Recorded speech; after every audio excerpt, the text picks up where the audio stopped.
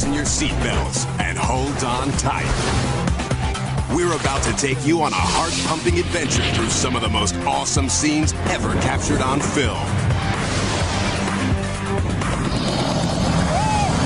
Where surprises lurk around every corner, and a brush with death is worth the thrill of feeling alive. These are National Geographic's most amazing moments.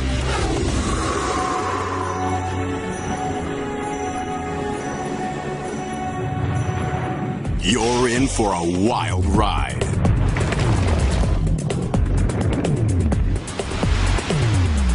From ferocious baboons to a hurricane in the house.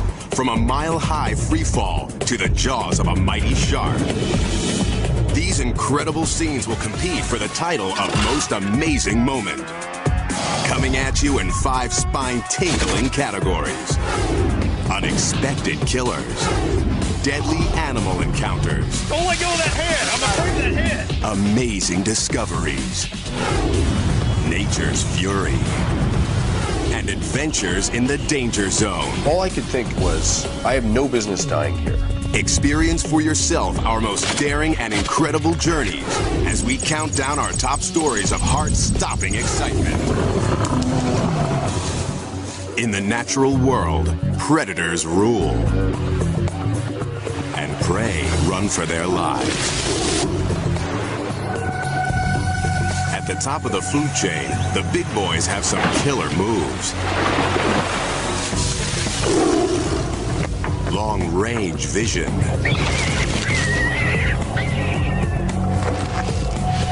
Cunning strategy.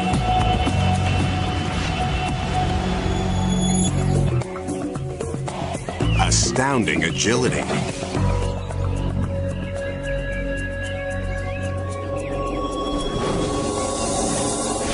Blazing speed.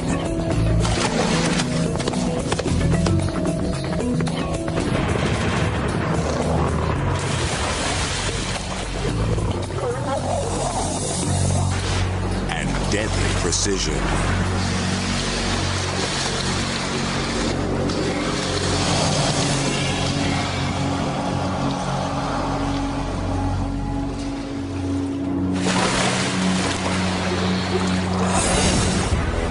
When it's dinner time, these natural-born hunters will go all out for a good meal.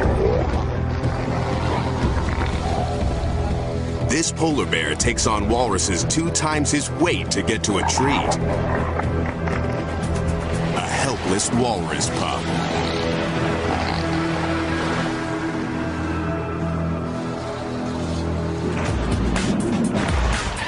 You may think you've seen it all before.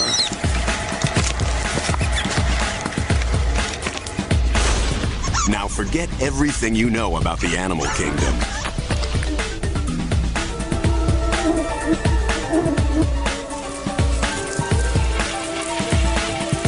You're about to get a chilling glimpse of unexpected killers.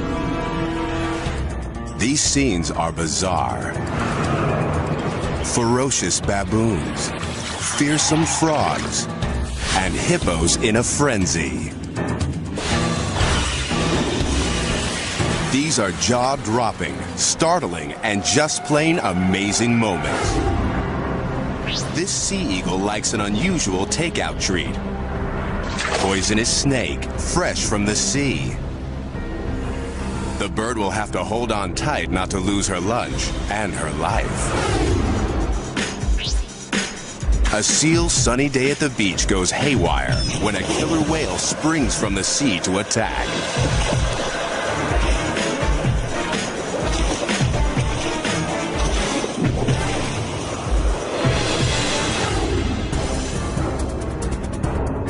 Spiders scare you? How about one that pounces like a cat?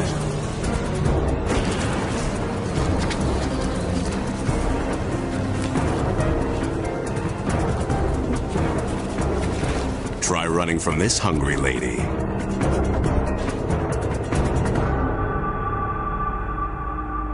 But what's next is even more incredible. In our next amazing moment, a baboon goes hunting for a surprising meal.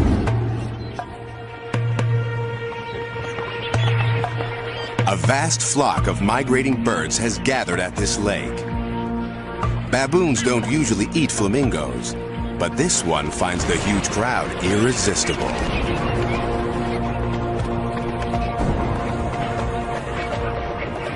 He plunges into the startled mass of birds.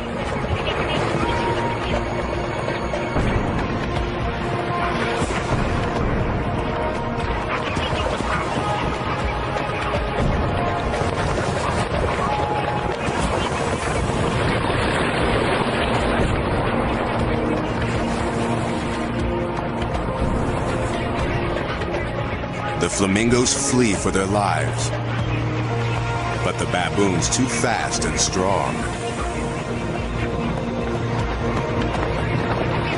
And its teeth are long and sharp like a leopard's.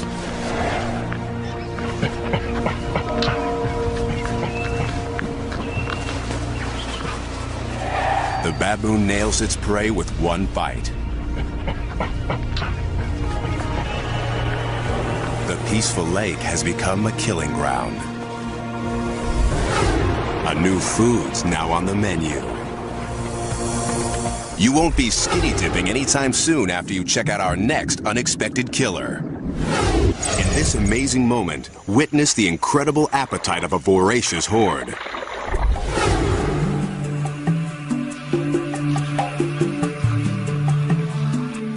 For young egrets, first flight can be a dangerous introduction to the world.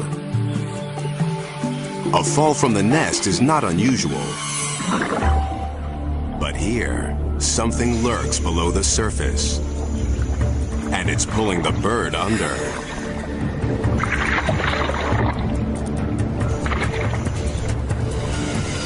It tries to escape. But it's too late.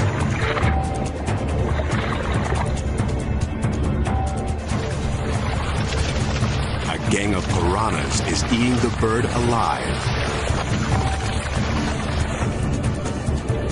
Hundreds of razor-sharp teeth shred the thrashing bird.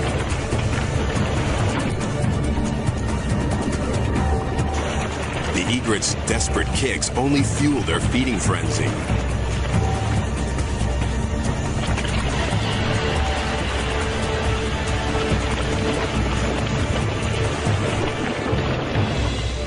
Within minutes, the feast is finished, and the piranhas go in search of their next meal. The ferocious fish clean the flesh off the egret's bones in mere moments. Next, a band of winged warriors is on a mission.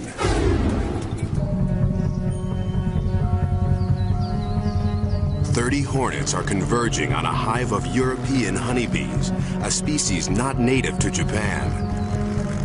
Inside the hive is something the hornets want. Larvae, pupae, and honey so sweet it's to die for. These 2-inch-long giant hornets are perfectly designed predators. Their stingers pump out a venom so strong it can dissolve human flesh. The Japanese hornets are outnumbered 1,000 to 1. But the European bees haven't had time to evolve a defense against the hornets' shearing mandibles. The hornet vanguard chomps their way through the front line. The bees defend the hive. But it's quickly clear they are no match for the hornet forces, who take no prisoners. Within minutes, they storm their way in and start shredding their way through the entire hive.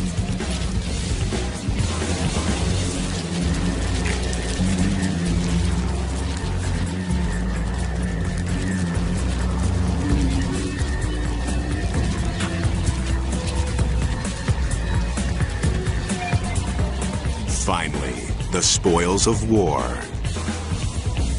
The hornets drink the honey and, like barbarians, carry off the bees' young.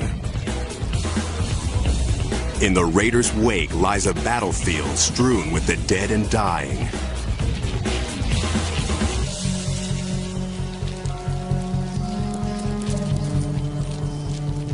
In just 3 hours, 30 hornets have massacred 30,000 bees.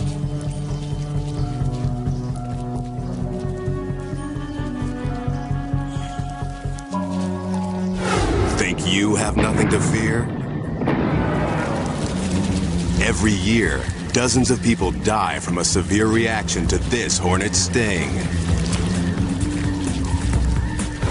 The Grim Reaper can take unexpected forms. Not all killers inspire fear. Who could be frightened by this little guy? These bullfrogs seem harmless enough, unless you're a tarantula,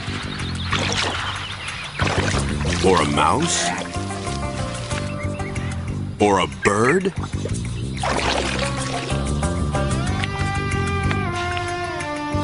Or a scorpion?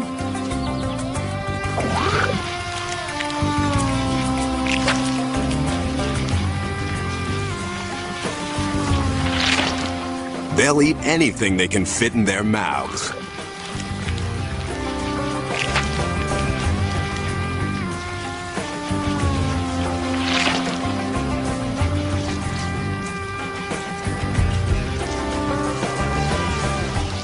And for dessert, maybe something crunchy. How about Junior?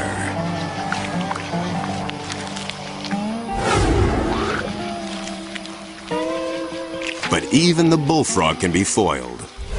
In our next amazing moment, he tries out a new food with bizarre results.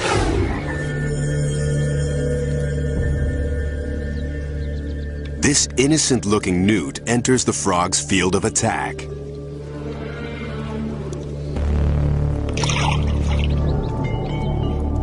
The frog strikes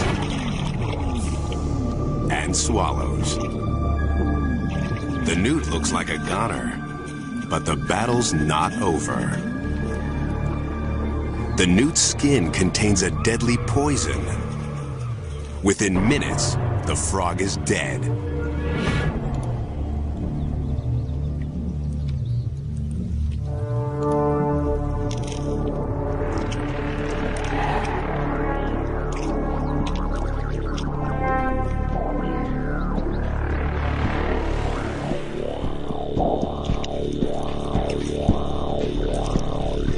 And it's the lowly newt who struts away victorious.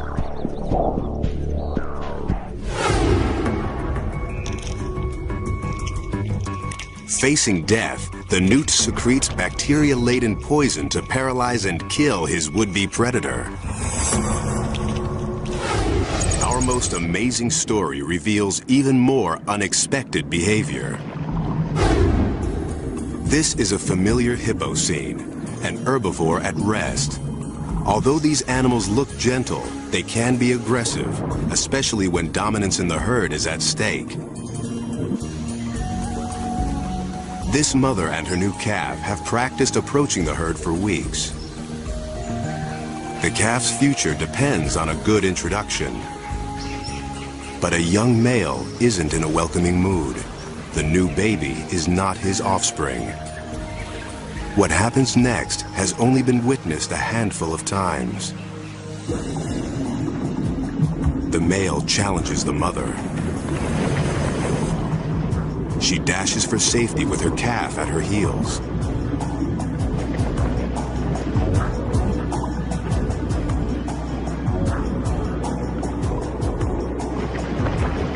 But the water gets muddy. The calf loses his way, and the male hippo turns on the defenseless youngster. In what might be an attempt to assert his place in the herd, he takes the infant into his mouth and shakes.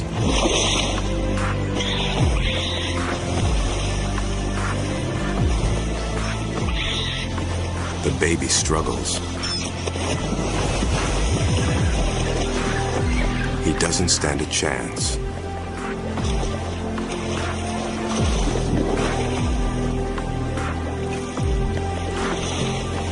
They go under.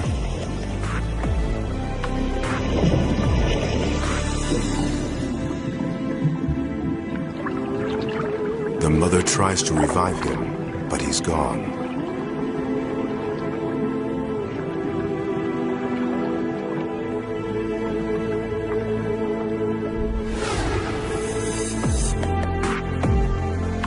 The bull has made sure that this calf won't grow up to be a threat.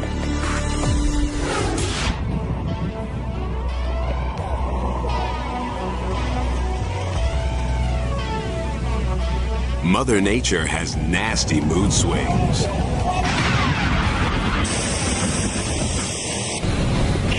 Her anger takes many forms. Raging power. Awesome shows of strength. Disasters of a deadly magnitude.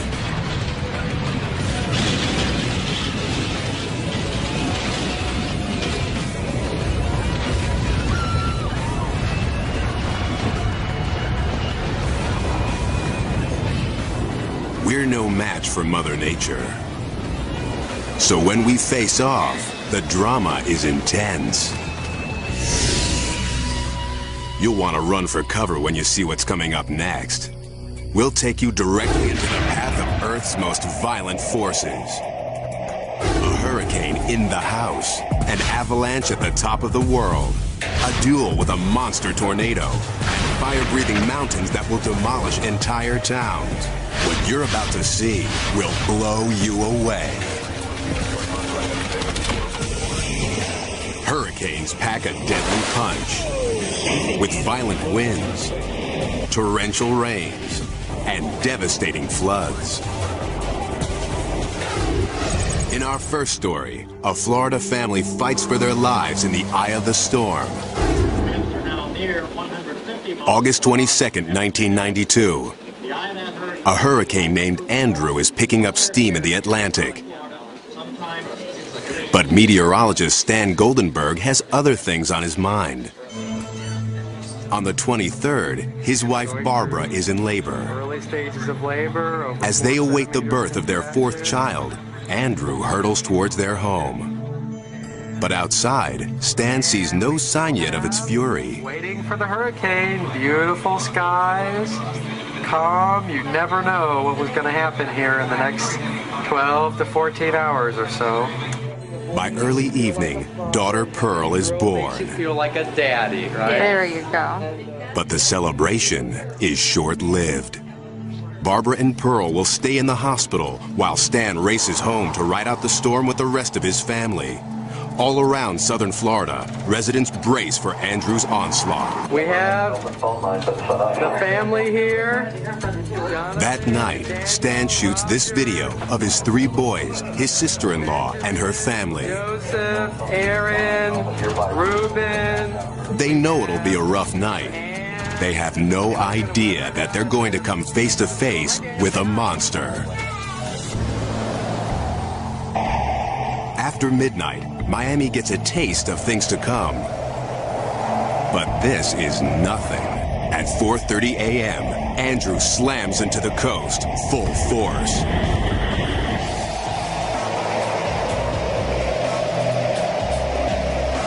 Winds whip at 165 miles an hour.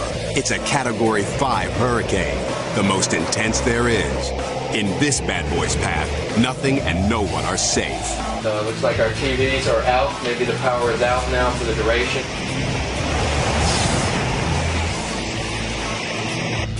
Barbara can't reach Stan on the phone. You can hear that outside. You can start to hear the roar outside.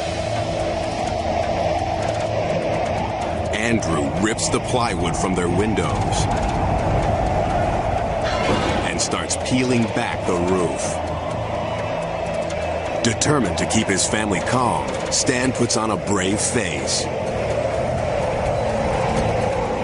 Lord, we just thank you. We ask your protection.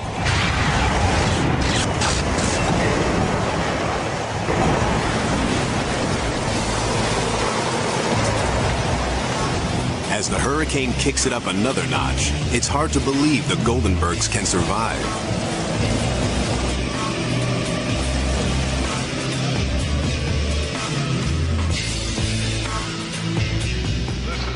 trouble. It is just... By 8:30 a.m., Andrew's blown past. But Barbara Goldenberg has no idea if her family is alive or dead. It did not look possible that anybody could be alive. And that was just a mile or two from my house. And at that point, I really felt despair. 160,000 people in the Miami area are suddenly homeless. 44 are dead. And as the hours pass, there is no phone call to let Barbara know that her family's made it through the night. Barbara's neighborhood is demolished. Her house is smashed to bits. This is all that remains of the kitchen where her family was holed up. Then, finally, a call comes in. I still remember the first time I got through to her on the phone. You know, I just wept. I mean, it wasn't just the excitement of getting through to her, it was me pouring out the emotions of what I had been through. I mean, we had been through an incredible experience. This wall fell on us, containing the refrigerator, the stove, cabinets, all fell on top of us in that small space you're looking at. The mattress and everything, that's where we were pinned and protected during the worst part of the storm. With their home ripped apart around them, Stan and his family survived one of the fiercest hurricanes in history. Lord, we just thank you. We ask your protection. In our next story, a cameraman stares down white death at the top of the world.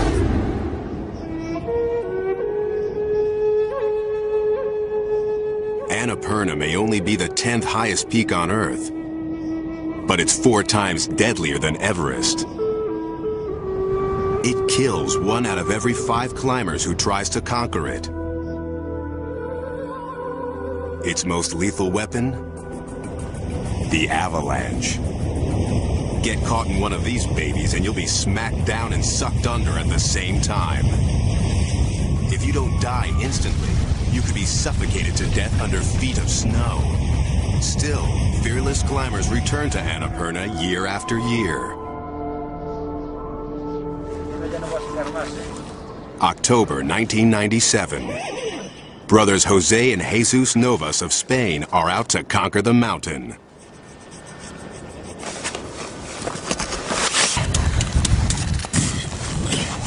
Nos vemos. Cameraman Alejandro Rocha stays behind to film their attempt. Odds are, one of the brothers may not make it home. Tons of fresh snow cling to the mountain's steep slopes. Annapurna is now a ticking time bomb. The brothers forge ahead anyway. Soon, they are mere specks in the distance.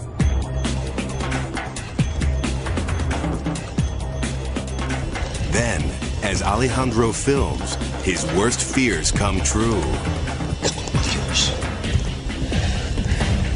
A colossal torrent of snow and ice crashes over the climbers.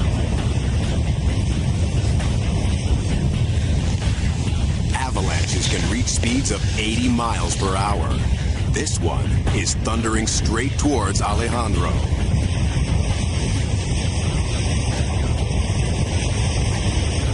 He can't bear to face his killer. He retreats to his tent. This is the face of a man waiting for death.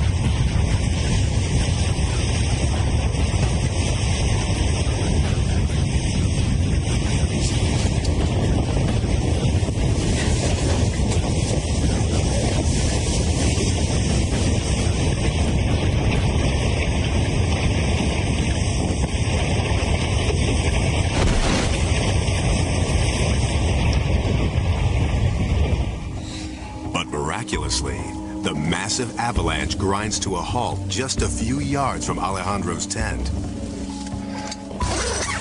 His life has been spared. ¿Estáis bien? But what about Jose and Jesus?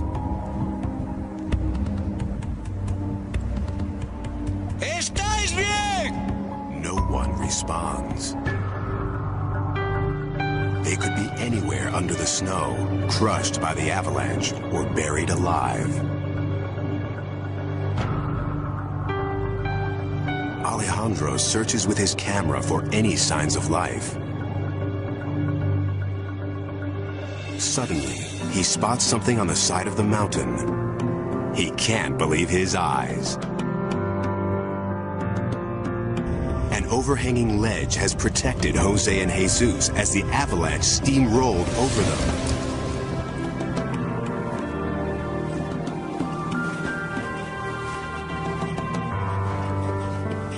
The brothers are thrilled to be alive. Tranquilo, tranquilo. Que se meta debajo de la... Estuvimos debajo de la nieve por lo menos un minuto. Y es lo que puedes ver en la máquina después.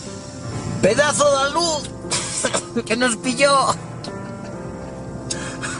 Casi nos deja secos, tío. With nowhere to run, nowhere to hide, Alejandro and the Novas brothers survive a death blow from the planet's most dangerous peak. Most of us run from nature's fury. Now, a guy who heads straight for it. Springtime in the Plain States is prime time for tornadoes.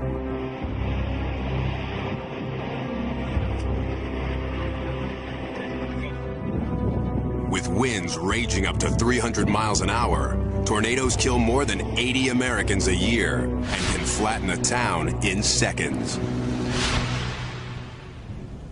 June 24th, 2003. Storm chaser Tim Samaras is in Tornado Alley looking for trouble. This thing turned into a big gust front. His goal, to place as many scientific probes as possible directly in the path of a giant twister. The trick, do it without getting killed. The perfect conditions are forming near a tiny hamlet called Manchester. Weather Service Doppler radar indicated a tornadic thunderstorm running southwest of Woonsocket. Tim and his teammates drive towards a massive thundercloud. About 7 miles out, a funnel starts taking shape. Oh, look at the laminar tube. He tries to get closer, but no roads lead in the right direction. Oh, let's take this and go up and around. This is a dangerous storm. Take shelter immediately. I'm gonna wait till it gets right angle. Take cover now. He outraces the tornado for a few miles. We took the road heading east, basically going right into the path of the tornado. Fly north. Okay, good.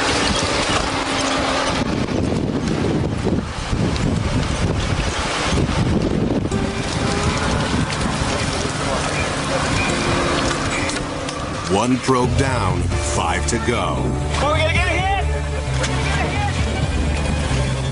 The chasers estimate it's at least an F4 tornado with winds over 200 miles an hour. A twister this fierce can level a well-built house and turn a mobile home into a missile.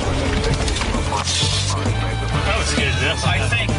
Tim's probes will record wind speed, barometric pressure, and other data. If the tornado sweeps directly overhead, the more he deploys, the better the odds.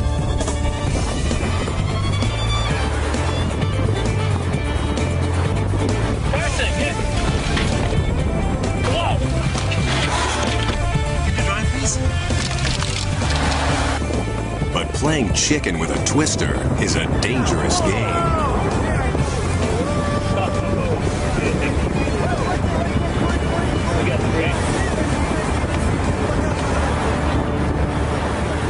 The tornado shreds a nearby farmhouse, a reminder of what 200-mile-an-hour winds can do. Still, Tim is determined to deploy the last of his 6 probes.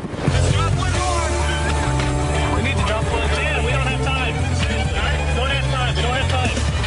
Seriously. He was saying that, but I was thinking something else. I was already out of the car. I grabbed the probe, I put it on the ground, I jumped in. I deployed in 5 to 7 seconds. Then suddenly, the tornado turns on them. It's coming back on the road. It's coming right at us, too. We got to put it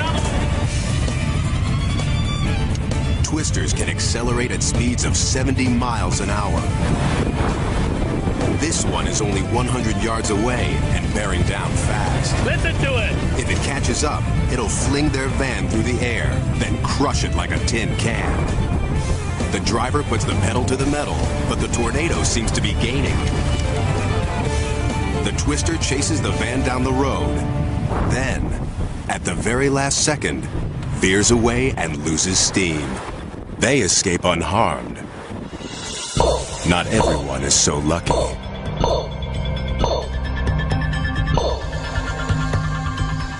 It's only after he downloads the data from his probes that Tim learns how close they came to the belly of the beast and certain death.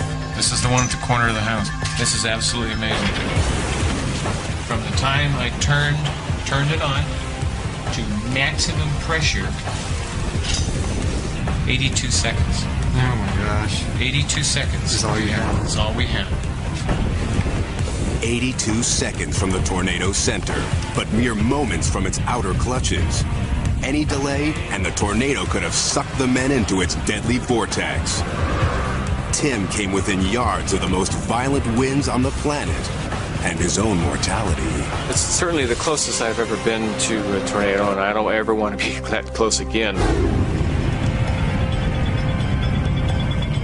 But sometimes there's no escape.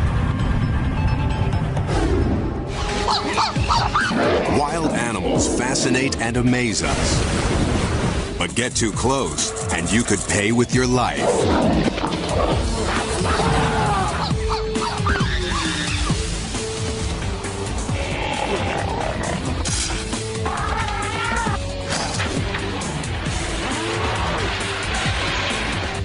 The world's top cameramen can't run scared. Dangerous beasts are part of the job. Oh boy. In Deadly Encounters, we'll share amazing stories of filmmakers who get closer to the kill zone than you would ever dare. But even pros can get too close. To get the shot, these guys will face off with animals they can't even see. Serpents in the jungle, creatures of the deep, moments straight out of a horror movie. But these scenes are for real. Ever wonder what it's like to look death in the face?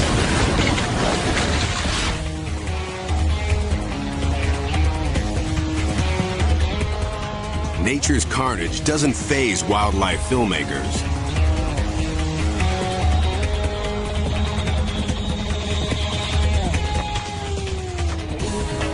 Blood and gore are part of the job. But every now and then, a cameraman sees something so primal, it's shocking. In our first Deadly Encounter, an unsuspecting filmmaker captures a battle so intense, it gives a whole new meaning to the word raw. Kim Wooliter grew up in the African wilderness. He's no stranger to the grim realities of predator and prey. Tonight, he and partner Dale Hancock plan to film leopards hunting. Dale carries a bank of lamps in his Jeep for lighting the scene. Although it's dangerous to travel alone, the men decide to split up to search for the stealthy cat.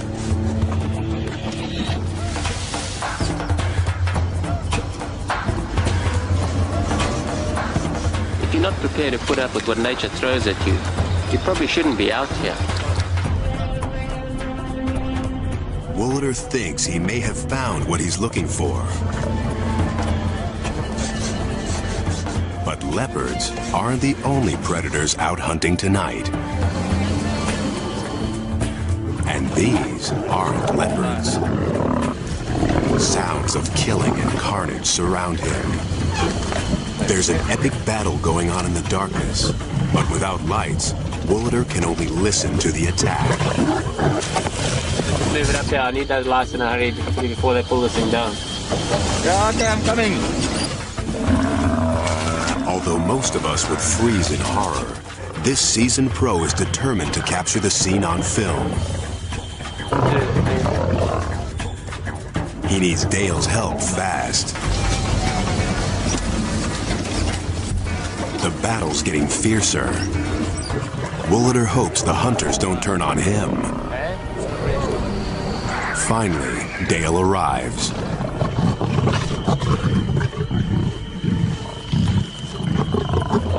8 mile lines there.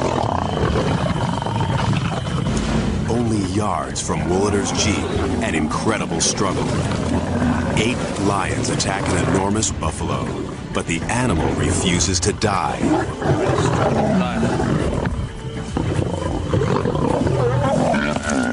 For almost an hour, the buffalo fights back as the lions begin to eat him alive. Awestruck, Woolader films while the pack eviscerates the giant beast.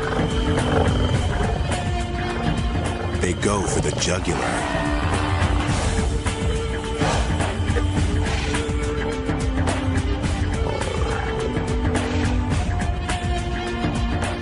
These lions like their meat rare.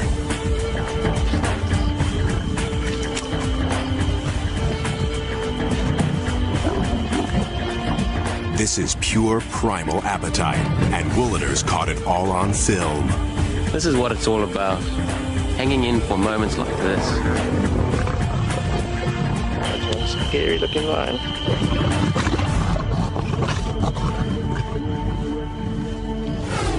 This guy's gotten incredibly close to film an extraordinary battle. It's an amazing scene of predation. You might be willing to film the pain, but how about feeling it? Our next deadly encounter pits man against beast. Okay, I mean, I'm worried about this. Herpetologist Brady Barr is about to meet a legendary snake, a giant python that has been stalking a town in northern India. This silent hunter strikes without warning or fear, devouring animals as big as children. So he saw a python actually attack a small cow, a calf, and kill it. The townspeople want Brady to catch the snake and take it away. Brady's faced off with fearsome animals before. Wow! This may be the biggest one we've ever captured.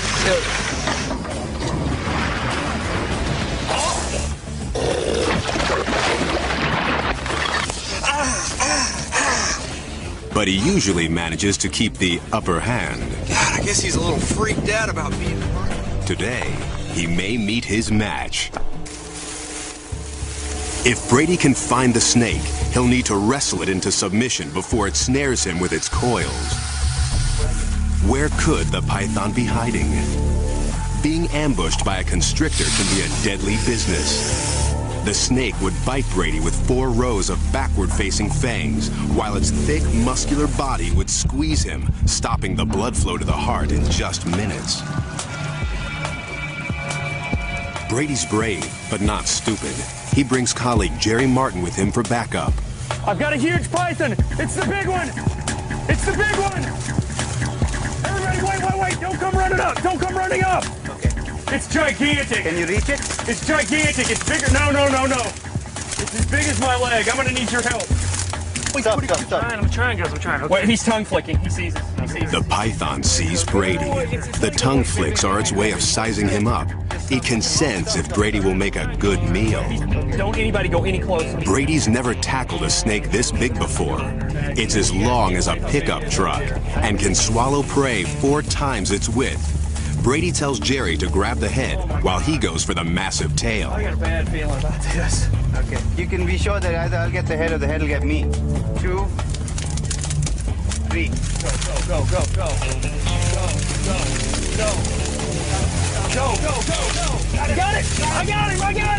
I got him. I can't hardly hang on. You got him? I got the head. You sure? Yeah. Hang on to him. But this snake's got moves even the pros can't handle. Hang on to him! Hang on to him! Yeah, I got him. Ah!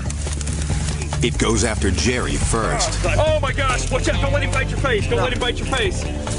Don't be in the fun.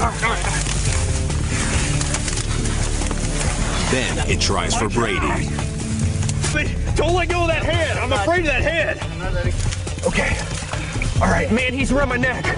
The python squeezes Brady's body with a vice-like grip. You want to get that away from your neck? Yeah, I know.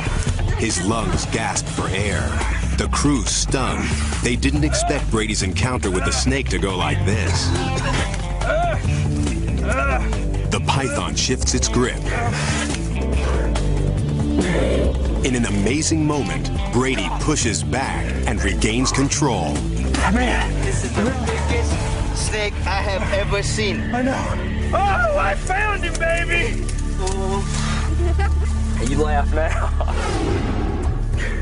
Just a few minutes more, and Brady could have been a goner.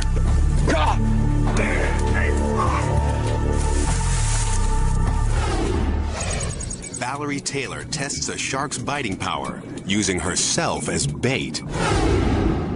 That's what their teeth do when they get on it. That's the noise you hear.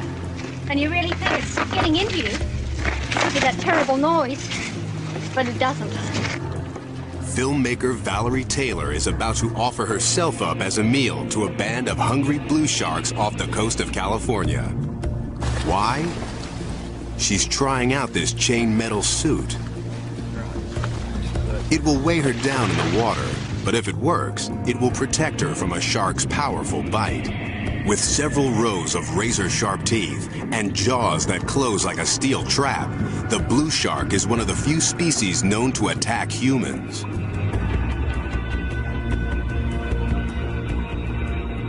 If this is Valerie's idea of a game, they're more than happy to play along.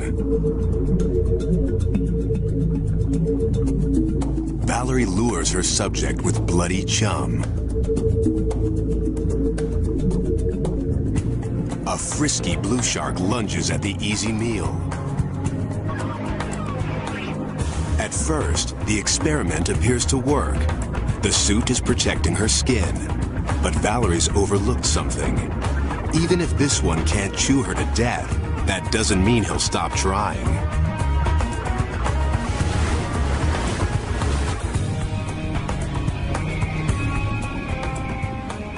Valerie's a rag doll in the jaws of a killer, and the metal suit is weighing her down.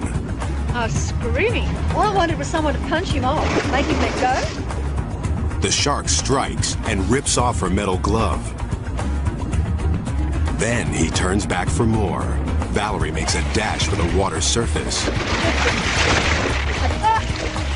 I can't hang on to him. All right, don't help me. As she gathers her strength, the crew guards against another attack. Damage your hand, Valerie. Yeah, damage your hand, all right. He got the glove off, but he continued. He wouldn't let go. I don't know how that happened.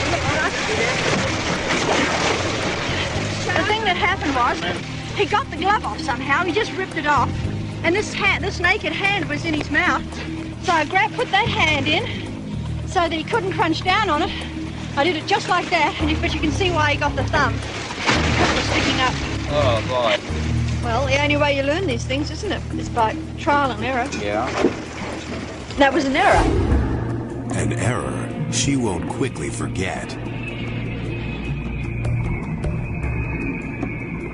But Valerie's close call isn't as terrifying as our next deadly encounter. In our most amazing moment, an underwater cameraman fights for his life against an even more dangerous shark.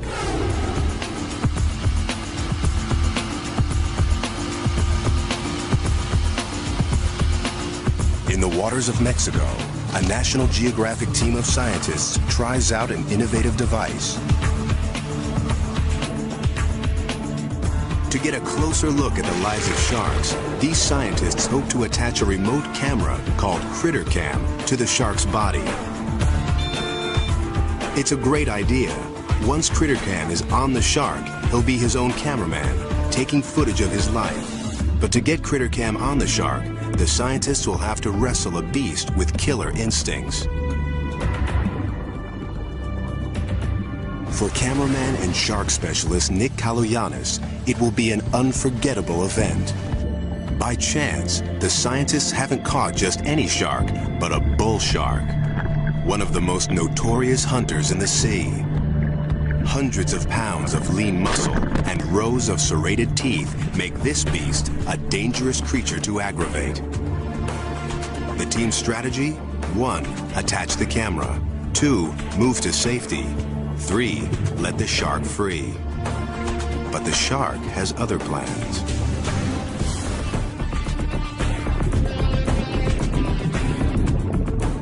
As Nick films, the shark twists left. The restraining line releases, and the animal is free. As the rest of the team scatters, Nick keeps filming. He's confident the shark won't attack unless provoked. But just then, from behind his lens, Nick is surprised to see someone try to hook the animal, but jab it instead.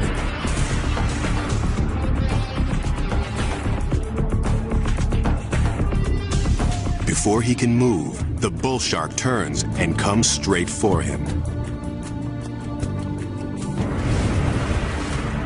Footage reclaimed from Nick's camera showed these chaotic images. The shark bites Nick's leg. Dagger teeth crunch down from ankle to thigh. The camera falls, spinning down to the sand. The shark continues to attack, ripping flesh from Nick's hand. Another diver shouts for help. Shocked, the team realizes Nick is under attack. As they watch, the shark's thrashing pushes Nick's body to the surface. Incredibly, he's still alive. I come to the surface, and the shark's still on me, and I'm getting tired at this point. I'm losing a lot of blood. The crew rush to save him. While the fishermen grab the shark, teammates pull Nick aboard.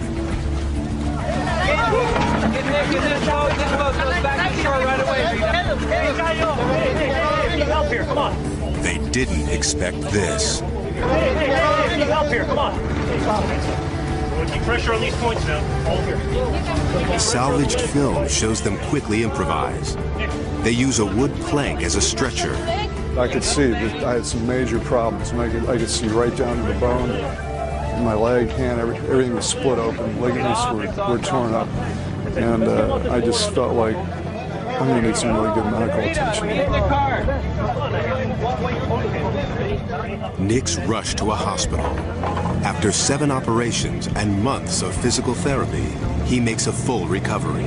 He credits his camera with saving his life. You can see when the shark got finished with the camera. I mean, this is almost bulletproof material. It's 3/8 of an inch thick, marine-grade aluminum. And these are some of the scratches that the shark made on the outside of the housing. Ever since, I have never complained about housings, camera housings being too big. They can't be big enough sometimes. Incredibly, before the year is out, Nick is back in the water, filming sharks. He says he's more wary of human mistakes than an animal he knows and respects. I have no inordinate fears of sharks. I just have much greater caution to my fellow humans. This shark was provoked, plain and simple.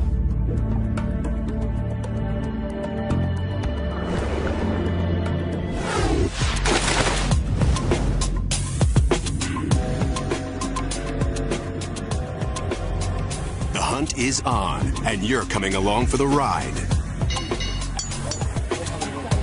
Dig up a monstrous creature. Probe the mysteries of the deep. Uncover secrets from the past. And find a famous face lost in time. We're about to take you on an incredible journey in search of National Geographic's most amazing discoveries. The quest begins in the shadows of an ancient kingdom with a discovery to rival the tomb of King Tut. Ancient Egypt, the land of the pharaohs and the pyramids.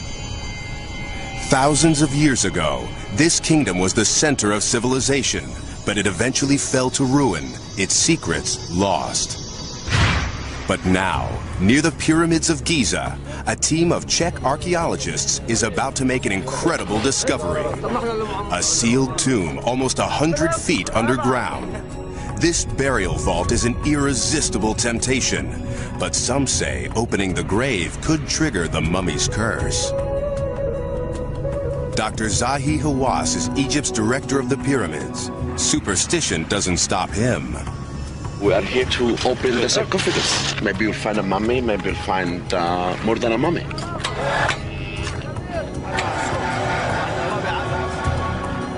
But whoever lies here doesn't want visitors.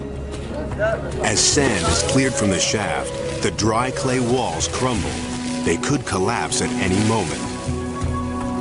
There's already been one cave-in. Could it be the curse is coming true? As the grave's outer cover slides back, the lights flicker ominously. Frightened, workers flee. But Zahi won't stop now. Who knows what this tomb could contain? A giant stone sarcophagus covers the body. This is unique because of one thing. This is intact. It was not opened since 2,500 years ago. It happens very rare in our history. Zahi's just dying to look inside. For the first time in 2,500 years, a mummy reappears under intricate beadwork. The burial shroud's in excellent condition, but the discovery's about to get even better. On the walls of the tomb, well-preserved hieroglyphs tell the story of the mummy's life. His name was Yufa, and he was a powerful man, a priest and palace administrator in the waning days of Egypt's glory.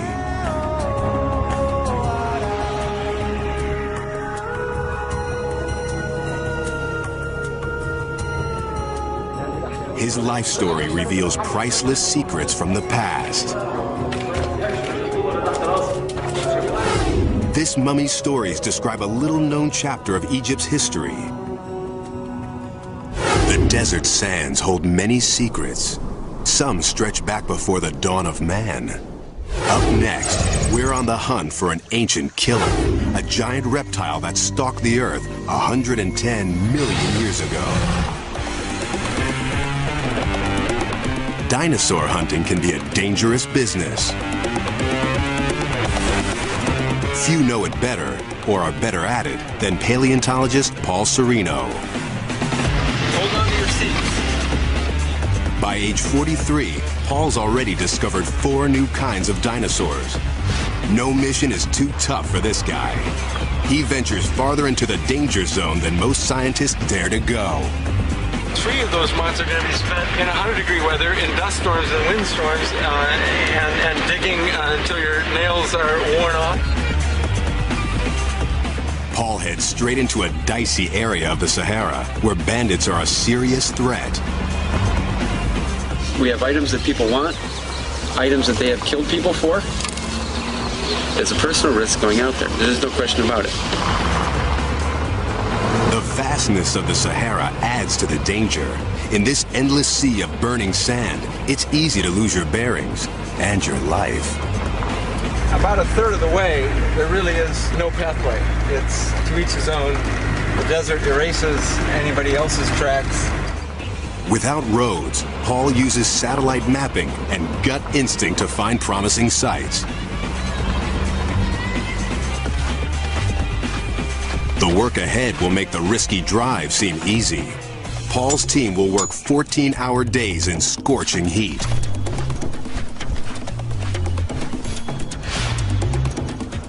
If you come walking out of here in 2.5 months and you say that is not the hardest thing that I have done in my life mentally and physically, then you haven't tried hard enough. Digging up a bone in the desert can be like finding a needle in a haystack, but it's not long before Paul hits pay dirt. He's unearthed an ancient graveyard and an extraordinary skeleton. we have just found a skull that really is about the biggest I've ever seen. Man, it's mammoth. Lying down next to it gives you some idea of the size. The skull is just a little bit bigger than me, so it's close to 6 feet long. Oh my gosh. Paul's discovered an amazing creature, the gigantic ancestor of modern-day crocs. Even the most fearsome crocodile walking the earth today is tiny compared to this monstrous beast. This prehistoric super croc measures 40 feet from tail to tooth and could have eaten dinosaurs for lunch. Paul's thrilled by the monster he's uncovered. Working with bone casts, a sculptor brings it back to life. Oh my gosh. Oh my gosh. You're a monster. I've been dealing with static, beautiful but fossilized bones, individual bones.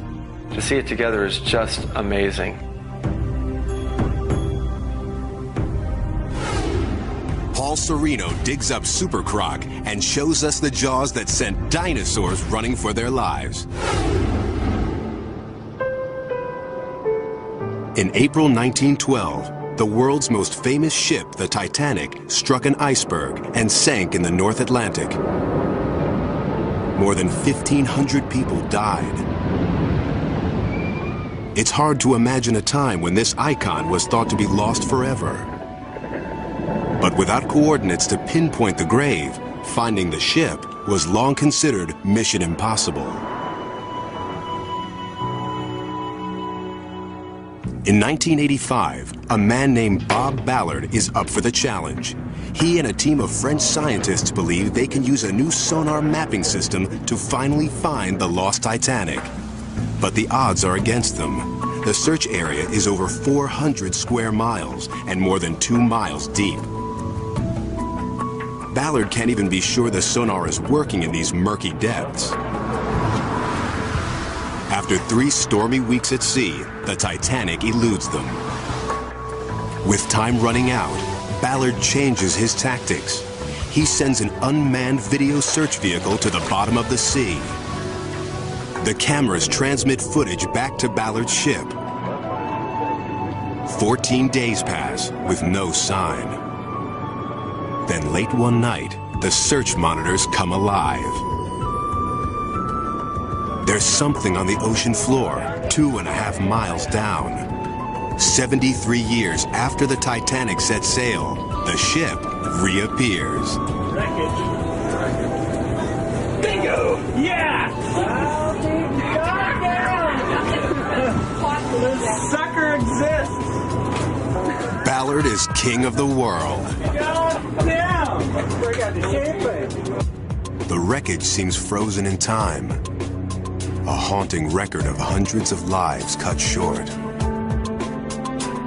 An anchor. A deck chair. A man's boots. A chandelier fit for a king. There was an immediate outpouring of excitement. And then the whole force of actually being at the very spot where this tragedy had taken place.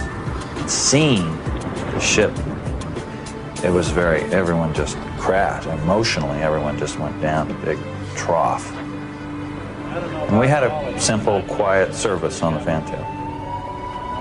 We felt better. And it was that time I realized that I was deeply affected by it. Ballard's pursuit of an impossible dream has brought the Titanic back to life and shown us ghostly images of an underwater grave. From the depths of the sea to a foreign land, our top discovery tracks a missing person through a war zone. After disappearing for almost 2 decades, how would this famous face look? Is she still alive? National Geographic photographer Steve McCurry hunts for a beautiful girl he saw 17 years ago.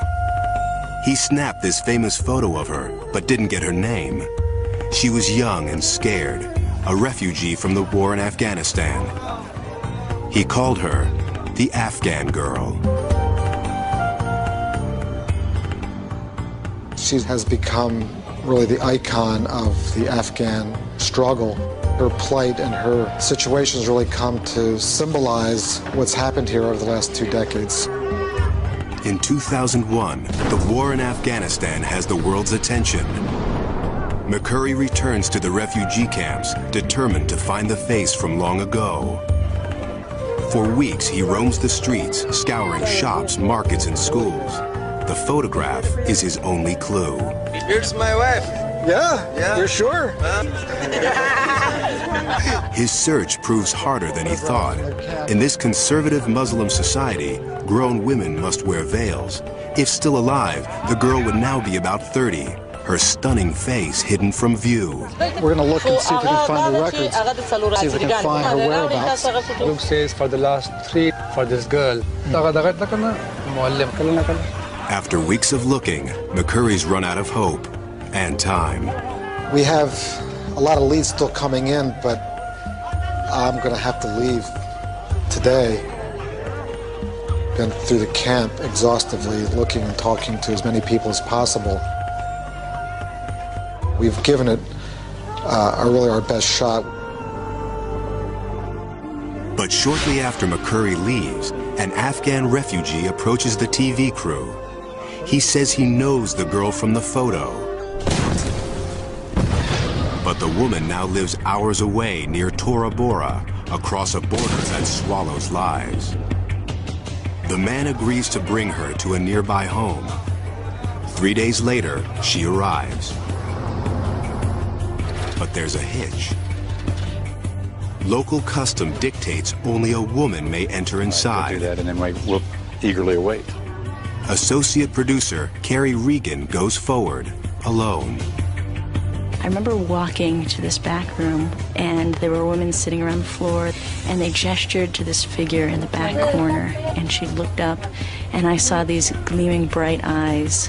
And for the first time, I thought, you know, we might just have something here. We might just have the Afghan girl.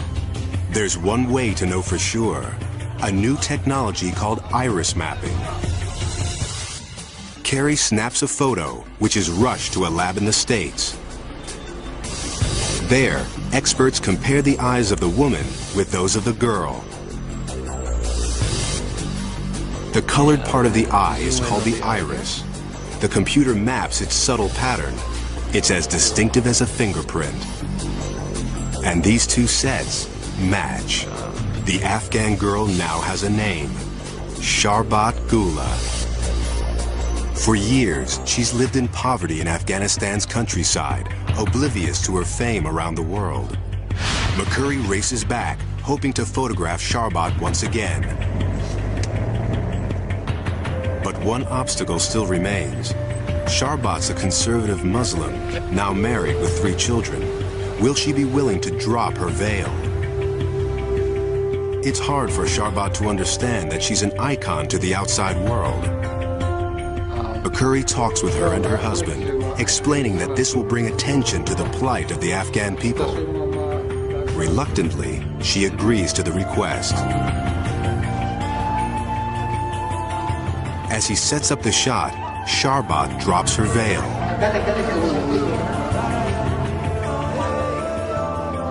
The famous eyes flash defiantly, again capturing the attention of the entire world. Sharbat's face reveals the sorrow of war, but for McCurry, it sends a message of both courage and hope. The fact that she's lifted up her burqa and revealed her face to the world, essentially, is sort of a minor miracle. These adventurers have traveled beyond time and boundaries to make amazing discoveries that broaden our understanding of the world.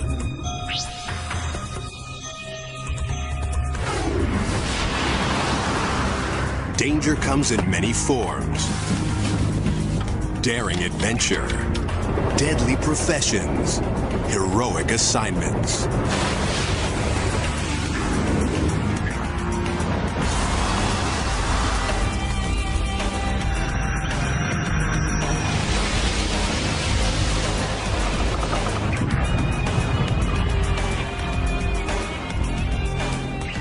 Some men and women accept the risks. These are their stories from the Danger Zone. What would you do if your ship went down at sea? If a base jump went wrong? When the bullets start to fly? Whether expert explorer or ordinary man, response to danger is anything but predictable. In our first story, an ordinary man faces an extraordinary task. The ocean's a cruel mistress. Commercial fishing is one of the world's deadliest jobs. Wicked weather and rogue waves can turn a beautiful day into a deadly disaster. And when the chips are down, a swift reaction can mean the difference between life and death. It was a horrible experience, one I hope I never have to live through again. At 3 p.m. on a cold afternoon, rough seas slam a small fishing boat named the Strider. The crew is in trouble. The waves are getting worse. There are 3 men on board. Captain Spike Chipperfield, his girlfriend's son Jim, and his uncle Butch. 1, 2, 3 monster waves crash into the ship. The Strider's going down. The seas throw Butch and Jim overboard.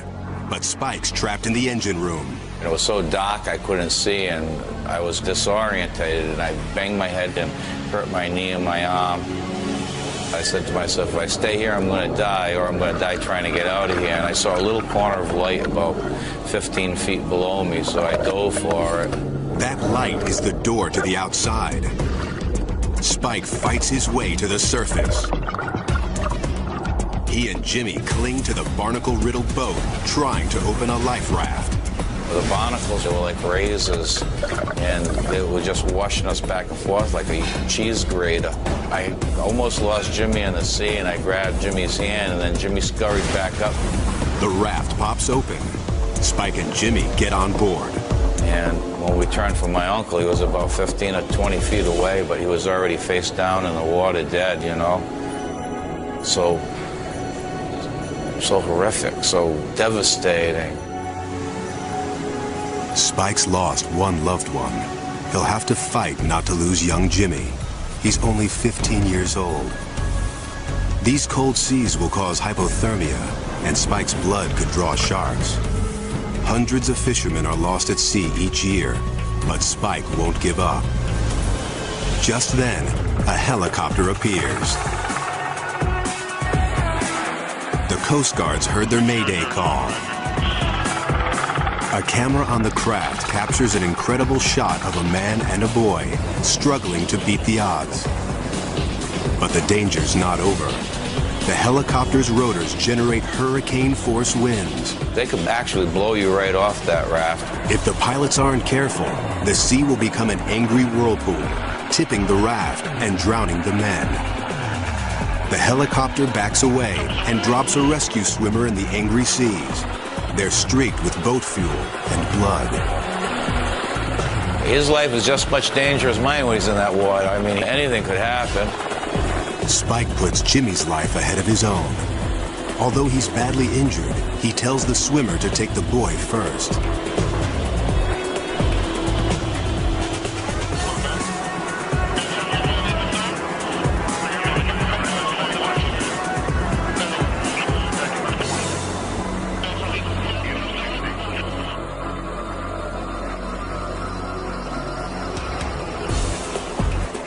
Jim's safe.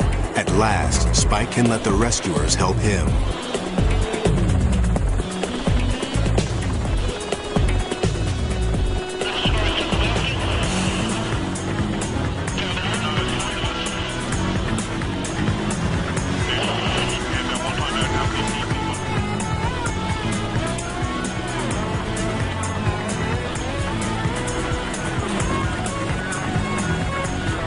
Spike can't believe the ordeal is over. I mean, it's just, I haven't really found the word to describe that feeling.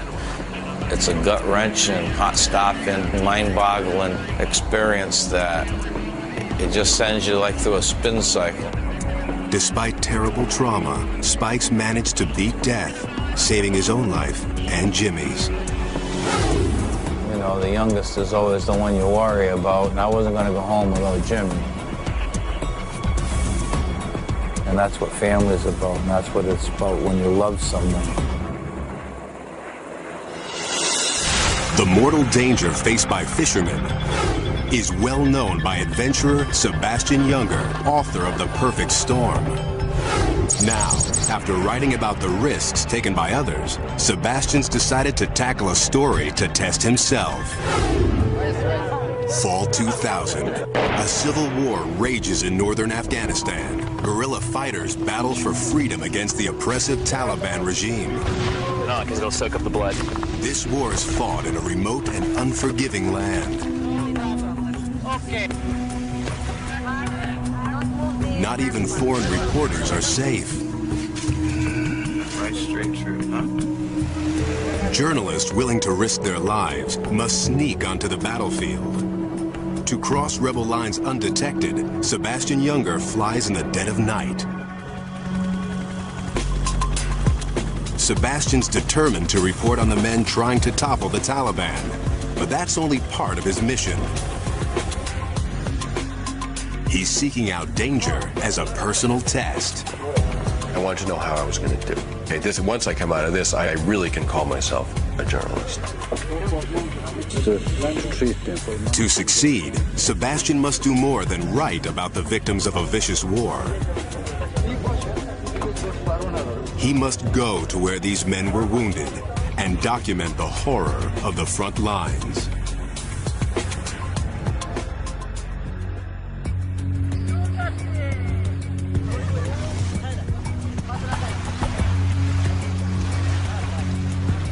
This is sort of the teeth of the thing, the situation, the war we're reporting on. These are the very front positions. This is where it's happening. Sebastian's partner on the journey is an Iranian photographer named Reza. Very quiet day. There's not much shelling. Not yet. Not yet. In a war zone, nothing's quiet for long. Suddenly, rockets start to fly. The Taliban begins to bombard the outpost. Each shell delivers a blast of shrapnel, and on this hillside, the only protection is dirt. A man tells Sebastian where to run for cover. He sprints to the rebel bunkers, but the shells are zeroing in on the target. Fighters shove Sebastian into a foxhole. The rebels fire back. Get down! But their scattered machine gun fire does little to stem the Taliban's attack.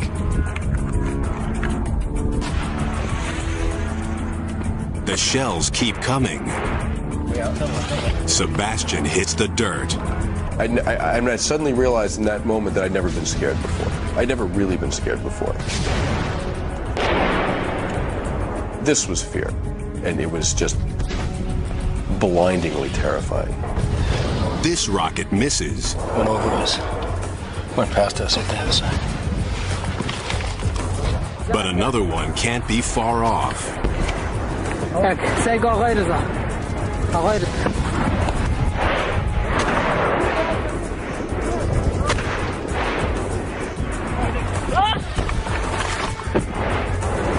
Sebastian fears someone's going to die. One more. He hopes it won't be him.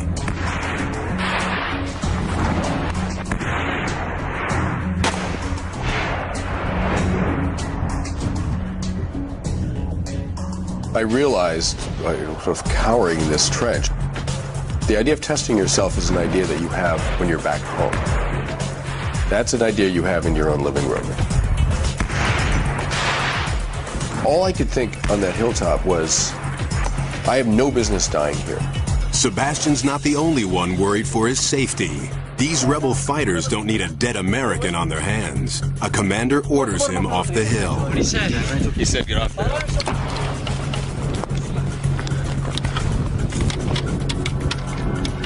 Sebastian's test is over, but the reality of war for these rebels is far from the end. We got a taste of it. That's nothing what those guys are going to go through tonight.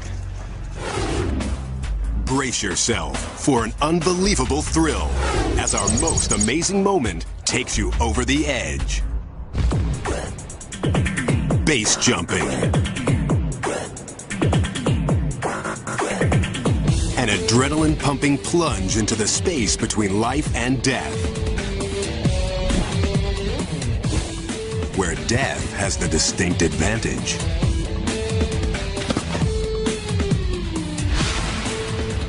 Australian Nick Federis thrives on that kind of danger.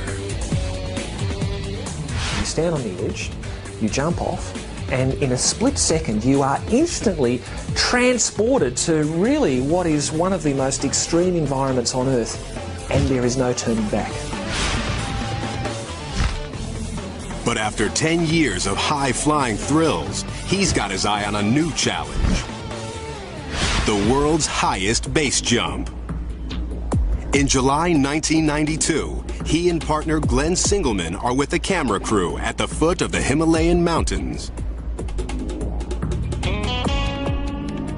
Ahead of them, a death-defying leap off this colossal cliff called Great Trango Tower. My God, that is so big.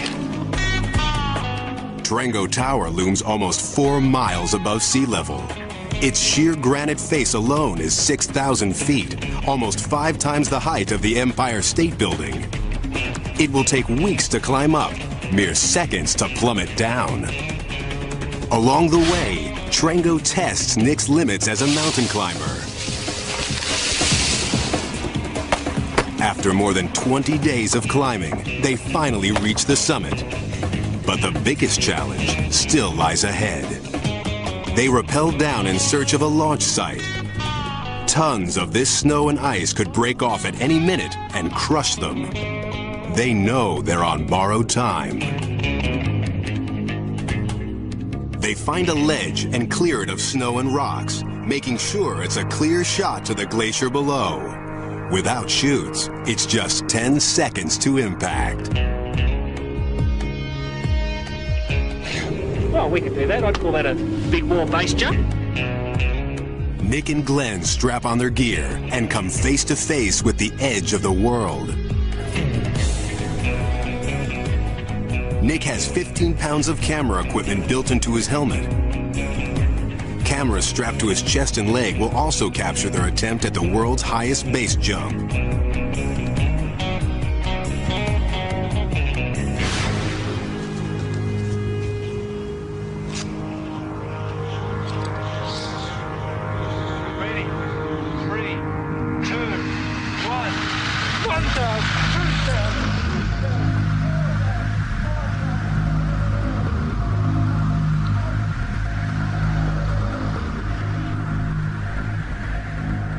Something's wrong. The weight of the camera causes Nick to tumble out of control.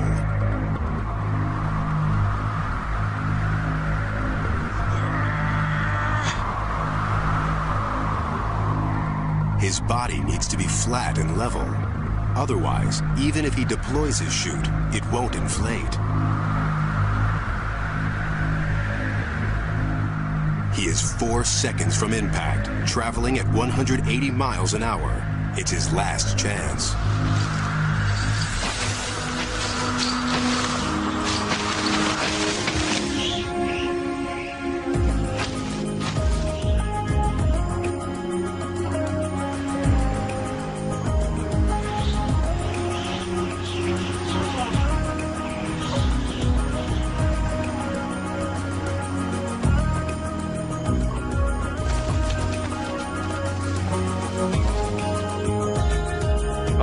Never been on my back on a base jump before, but I was in control when it mattered, and I feel great.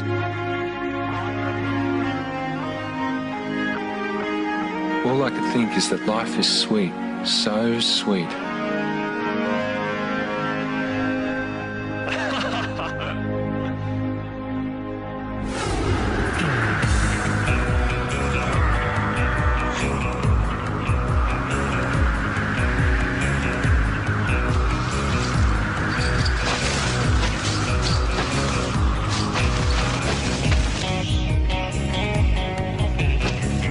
let's look back at our stories from the danger zone.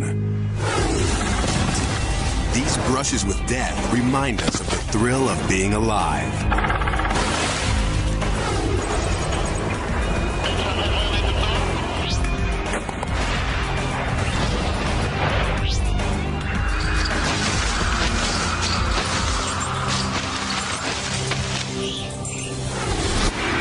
You've just lived through National Geographic's most amazing moments.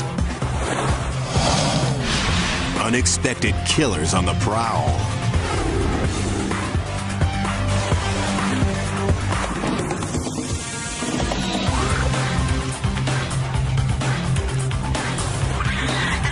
Fighting for life against the planet's most dangerous forces.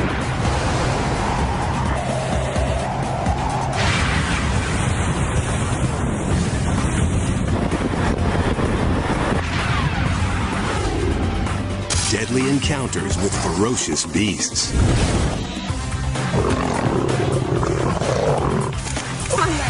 Get him off that dude. God! The quest for awesome discoveries.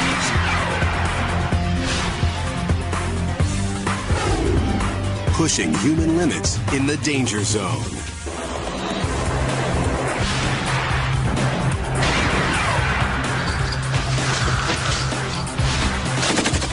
Truly amazing.